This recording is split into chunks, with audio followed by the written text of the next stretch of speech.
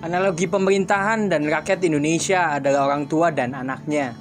Orang tua seringkali mempunyai program keluarga berencana, yaitu 2 anak. Tapi untuk melerai sebuah pertikaian biasanya ada yang berpikir untuk mempunyai 3 anak.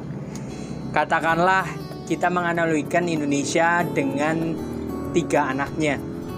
Orang tua dengan ketiga anaknya, yaitu anak sulung, anak tengah, dan anak bungsu.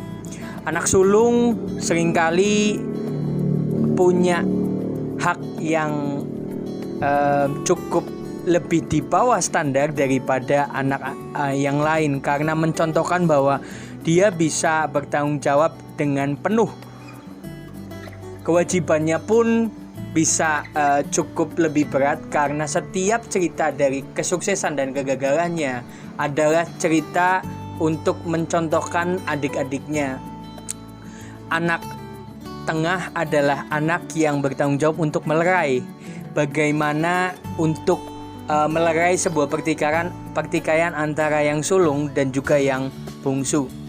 Dan yang bungsu adalah contoh gambaran bahwa mereka punya hak untuk mendapatkan yang lebih, karena mereka datang di dunia dengan kasih sayang yang mungkin cukup terlambat, karena pada saat saudaranya itu sudah mulai tumbuh dewasa, dia baru lahir. Otomatis dia melihat satu permainan atau pemberian orang tua yang diberikan pada saat dia masih baru bayi, bahkan mungkin sudah dewasa sekalipun atau masih remaja. Nah, di sini sebenarnya aku pengen mencontohkan juga bahwa anak sulung bisa dikategorikan sebagai dokter dan aparat yang sedang bekerja bertanggung jawab untuk setiap pemberantasan penyakit corona ini. Untuk para dokter dan aparat yang berjaga-jaga, mereka punya tanggung jawab untuk bisa mencontohkan bahwa tanggung jawab bangsa Indonesia ada di tangan mereka, karena pada saat kita sakit dengan gejala atau tidak, mereka yang belum tahu bagaimana resep dan formula untuk bisa menyembuhkan corona ini, mereka tetap bertanggung jawab, bahkan ada yang sampai meninggal. Belum lama ini ada kabar bahwa perawat senior baru umur 51 tahun, beliau meninggal setelah 32 tahun bekerja di rumah sakit di Indonesia. Beliau meninggal karena perjuangan melawan corona ini. Mereka tetap berada untuk kita di depan tanpa tahu kapan aja mereka menjemput. Dan sebenarnya siapakah yang bertanggung jawab? Apakah anak sulung Indonesia ini adalah korban yang kita tidak bisa bantu untuk mengurangi tingkat korbannya?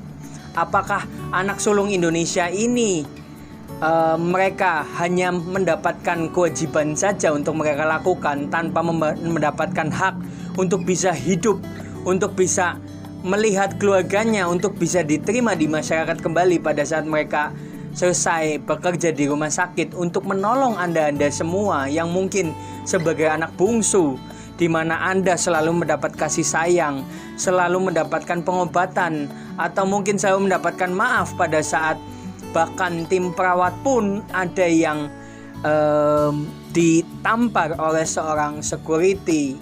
Ada juga tim polisi yang bahkan dibentak, bahkan ditodong oleh pisau oleh seorang pengendara yang dihimbau untuk menggunakan masker. Apakah anak bungsu selalu mendapatkan hak istimewanya tanpa melakukan kewajiban sebagai anak bungsu Indonesia yang harusnya mengikuti arahan dari anak sulung dan anak tengah? Dan jangan lupa juga, anak tengah adalah para ulama dan para pendeta dan semua jajaran yang menjadi panutan untuk kita semua untuk membawa sebuah perdamaian. Di sini aku pengen cerita kalau aku pernah menjadi anak yang cukup membangkang. Aku pernah meminta tanpa memikirkan apa dampaknya dan kenapa orang tuaku ini gak kasih. Dulu aku pernah minta untuk dibelikan motor 4 tak. Pada saat itu aku masih 4 tak sih, tapi aku pengen Waktu itu dari Shogun aku pengen ke fiction. Singkat cerita, setelah aku mendapatkan, bahkan berusaha sebulan 2 bulan, karena papaku cari informasi yang tepat, kantong juga tepat dan gak bahaya buat aku. Setelah itu ada kakak teman aku itu meninggal hanya karena dia balapan tanpa sebuah pengaman sekalipun, dan dia tergeletak benar-benar gak berdaya, mati di tempat. Dan disitulah kesedihan itu muncul.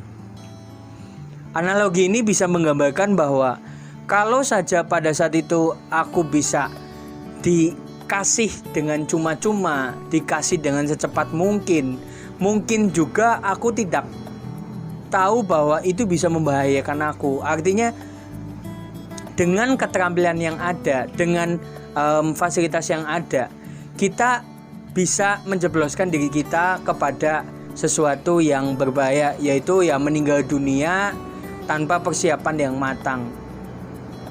Sobat millennials, seringkali kita membangkang orang tua tanpa kita coba berbuat untuk mereka, dan tanpa kita juga tahu bagaimana perjuangan orang tua untuk kita supaya kita tidak celaka dengan pilihan kita. Karena banyak omongan yang sering saya dengar, kamu tuh belum tahu apa-apa, dan kamu tuh belum makan asam dan garam. Yang sebenarnya itu terjadi sama kita. Pemerintah ini di atas kita dan berkewajiban untuk menerima data setiap dari jajaran pemerintahan, yang dimana itu bisa membantu mereka untuk memecahkan masalah. Tanpa kita sadari, pada saat kita membangkang mereka, artinya kita tidak mencoba untuk berpartisipasi sama mereka, yang dimana mereka sebenarnya paham dengan setiap data yang ada. Kalau kita mungkin punya teman di RT 1 dan RT 10, bahkan 1-25 di setiap provinsi, apakah benar bahwasannya informasi itu tepat? Dan apakah betul satu Indonesia Anda punya? Kalau pemerintah, mereka punya otoritasnya juga, mereka punya data yang akurat, dan mereka punya bala bantuan yang internasional punya. Bapak Jokowi sudah mendatangkan alat tes juga yang artinya kita tidak bisa melakukan itu tanpa otoritas pemerintah. Berarti kan pemerintah membantu, dan pemerintah ini sebenarnya meringankan beban kita. Mungkin saja teman-teman yang memang dari kelas menengah ke bawah mungkin masih merasakan, ya kamu kan masih ada, kamu masih bisa YouTube, kamu masih bisa makan, kamu masih punya HP, kamu masih punya tempat tinggal yang cukup layak. Ya, betul. Tapi bukankah Anda semua sebagai orang tua tahu membedakan pada saat anak bungsu iri dengan anak sulung atau anak tengah, mereka menerima hadiah yang anak bungsu belum diberikan? Otomatis Anda tahu kan rasanya kan, pada saat pemerintah juga membagikannya nggak langsung ke anak sulung, bahkan anak bungsu dulu atau anak sulung dulu atau anak tengah dulu. Ada momen di mana Anda sebagai orang tua itu paham mana yang dulu nih, anak bungsu dulu, anak tengah atau anak sulung. Dan pada saat Anda ingin memberikannya, Anda juga memprioritaskan orang yang pihak yang memang berkepentingan dulu. Contohnya prioritasnya kadang anak bungsu. Pernah nggak sih kalian merasakan, teman-teman millennials Indonesia merasakan bahwa aku kalau misalkan beli apa-apa untuk anak bungsu dulu, atau ya udahlah aku tahu anak bungsu yang salah, tapi ya udahlah kakak gantian ya sama adiknya, padahal itu punya anak sulung. Artinya terkadang memang anak sulung memang harus benar-benar berkorban lebih. Tapi bukan berarti pada saat anak bungsu ini jadi masalah yang nggak pernah mereka introspeksi. Mereka selalu dimanja, mereka tidak punya mental, mereka tidak punya daya juang. Otomatis ini akan melemahkan masa depan anak bungsu ini. Yang dimana anak bungsu ini yaitu kita semua masyarakat. Kalau saya memang mampu, kalau ada teman-teman yang melihat ini adalah orang yang mampu, tapi Anda semua malah mengambil jatah beras, otomatis sebenarnya Anda menukar. mental Anda, daya juang Anda dari harusnya sulung itu menjadi bungsu. Karena kita harus memprioritaskan hak si bungsu ini, masyarakat sekitar ini yang memang membutuhkan. Bahkan Bapak Ganjar pun sudah mengkategorikan yang tidak punya pekerjaan, yang di PHK, atau yang memang tidak mampu sekalian, atau memang yang positif corona. Jadi sebenarnya kita seringkali malah tertukar-tukar, harusnya jadi anak sulung malah jadi anak bungsu atau jadi anak tengah. Di sini analogi ini saya dapatkan karena saya pun sekarang sedang rindu dengan orang tua saya, keluarga saya dari papa, mama, kakak, dan ponakan saya. Tapi saya sadar bahwa saya sebagai anak bungsu tidak mau dimanja. Tapi saya mau coba mengintrospeksi bahwa saya pernah punya penyakit TBC itu dulu banget dan sudah bertahun-tahun, bahkan 4, 5, 6 tahun.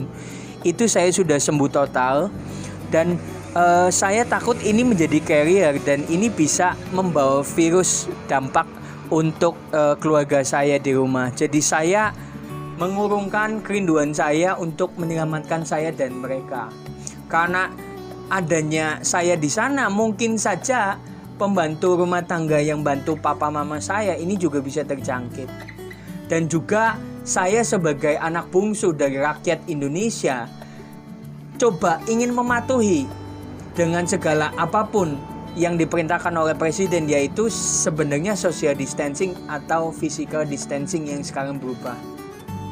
Nah, peran anak bungsu dan juga anak tengah saya sebagai influencer juga mengingatkan teman-teman dan juga membagi masker. Yang kalian juga tahu di video sebelumnya, saya membuat masker homemade untuk teman-teman lingkungan dan juga saya prioritaskan untuk tim medis juga, puskesmas terutama, karena saya tahu ada kemungkinan tidak bisa membendung orang untuk mudik. Dan sekarang saya pun sebagai anak tengah untuk melihat, mengawasi orang-orang sekitar, mencermati kenapa Pak RT juga menolak tenaga medis untuk pulang. Sebenarnya terkadang mereka juga punya pilihan yang sulit, karena setelah saya cerna juga ternyata mereka melindungi rakyatnya bukan karena untuk mengasingkan perawat, tapi setidaknya itu ditempatkan di tempat yang memang tepat, yaitu memang khusus isolasi sendiri. Kalau pasien saja juga isolasi, ternyata juga perawat juga isolasi, yaitu apa? Dia dengan fasilitas yang lebih baik daripada masyarakat sekitar. Sebenarnya terlihat kejam untuk pertama, tapi sebenarnya kalau kita mau mencoba punya sudut pandang seorang anak sulung dan anak tengah yang mampu berkorban dan juga mampu berpikiran kritis untuk menengahi sebuah pertengkaran, sebenarnya kita tidak menyalahkan setiap pihak. Nah, di sini sebenarnya saya benar-benar menghimbau teman-teman bahwa influencer dan bahkan ada dari Dokter Tirta yang coba untuk mengingatkan warganya di Semarang juga itu untuk memakai masker pada saat mereka makan di tempat umum. Beliau juga sampaikan bahwa tidak bisa ditutup, tapi setidaknya tutup dengan masker itu. Dan juga ada anak kecil pun yang merelakan uang jajannya, tabungannya di celengan. Ya katakanlah ini celengan, ini dibobok. Di celengan itu dikasih ke pihak kepolisian dan pihak aparat dan ditemani oleh orang tuanya. Bahkan ini menjadi sebuah kebanggaan buat saya karena saya tahu, melihat sendiri gitu di sosial media bahwa masyarakat Indonesia ini bahkan sampai anak kecil pun hati nuraninya malah bangkit. Dan juga saya apresiasi sekali untuk Bapak Ridwan Kamil yang juga bergegas cepat dan tanggap juga untuk meresponi pembuatan masker menjadi tempat produksi untuk supply mungkin bisa se-Indonesia, karena Bandung itu kan tekstilnya jago banget ya. Dan juga beliau juga dulu memerintah di Bandung juga. Jadi saya benar-benar ingin kita sebagai masyarakat Indonesia tidak lupa bahwa kita harus punya jiwa anak sulung dan kita juga harus punya jiwa anak tengah dan anak bungsu, yang dimana kita harus berkorban seperti anak sulung dan kita melerai dan mengawasi serta mencermati setiap kejadian di bangsa ini, mengingatkan teman-teman yang tidak pakai masker dan tidak menyalahkan karena membawa perdamaian itu adalah sifat karakter dari generasi tengah. Dan juga anak bungsu yang walaupun dia kecil tapi dia paham bahwa dia bisa melakukan sesuatu walaupun kecil. Dan anak bungsu ini seringkali punya sesuatu yang dikangenkan, dirindukan dan juga membuat suasana jadi hangat. Karena anak bungsu ini tidak punya kekerasan, mereka itu lebih punya lembut hati dan juga gampang diatur karena mereka belum terkontaminasi. Karena anak bungsu disayang bukan berarti dia nggak punya kasih sayang, tapi dengan sensitivitasnya dia bisa menyayangi Indonesia dengan segenap hatinya. Oke, teman-teman Indonesiaku, kita juga berdoa untuk orang tua kita yaitu pemerintah dengan jajarannya bahwa pemerintah ini senantiasa diberikan perlindungan dan juga diberikan kekuatan untuk menghadapi wabah ini, karena tidak mudah untuk mengurus populasi penduduk dengan populasi yang padatnya itu peringkat keempat dari dunia, yang dimana sebenarnya kita masuk dalam 10 besar bahkan 5 besar itu tidak pernah mudah.